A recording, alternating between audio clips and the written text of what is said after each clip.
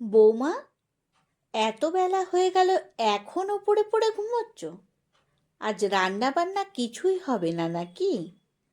শাশুড়ির কথা শুনে ধড়ফড় করে বিছানা ছেড়ে ওঠার চেষ্টা করলাম।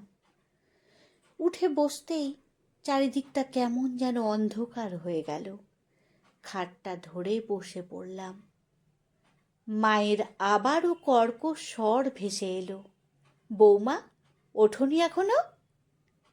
দেওয়াল ধরে ধরে বের হয়ে মাকে বললাম, মা, আমার শরীরটা একটু খারাপ লাগছে, তাই শুয়েছিলাম। রান্না বান্না করবে না? অসুস্থ হয়ে শুয়ে থাকলে তো চলবে না। সংসার সামলাবে কে? বাবু ফিরে এসে কি না খেয়ে থাকবে? আমি আবারও বললাম, মা, আমি রান্নাঘরে যাচ্ছি। ঠিকই তো, আমার সংসার আমাকেই তো সামলাতে হবে।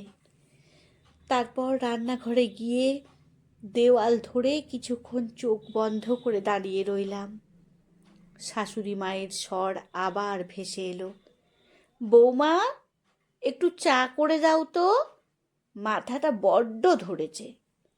সবে চাটা গ্যাসে বসাতেই গা গুলিয়ে মাথাটা চক্কর দিয়ে উঠল। তবুও নিজেকে সামলে নিয়ে আগুনের সামনে দাঁড়িয়ে রান্না করলাম। বিকেলে ভীষণ অসুস্থ হয়ে পড়লাম, গা পুড়ে যাচ্ছে জ্বরে। স্বামী ফিরে এসে বলল, এই অসময়ে শুয়ে আছো কেন?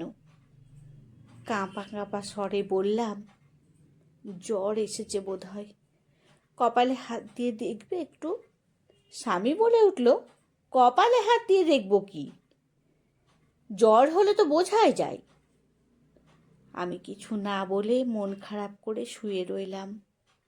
রাত হতে হতে আরও অসুস্থ হয়ে পড়লাম। সন্ধেতে জ্বরের ওষুধ খেলাম, তবুও কোনো কাজ হলো না। শাশুড়ি মা ঘরে এলে স্বামী বলল, মা, ওর তো খুব জ্বর হয়েছে। শাশুড়ি মা বললেন, ওর বাড়িতে ফোন করে বল আপনাদের মেয়ে অসুস্থ, হয় নিয়ে যান, নয় মেয়েকে এখানে এসে দেখাশোনা করুন।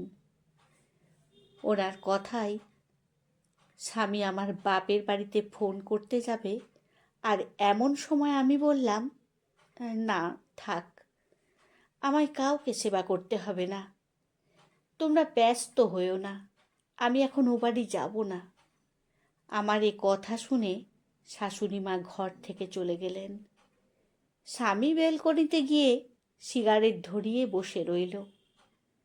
আমি মনে মনে শুধু ভাবলাম, এই শাশুড়ি স্বামীর সামান্য অসুস্থ হলে আমার রাতের ঘুম উড়ে যায়।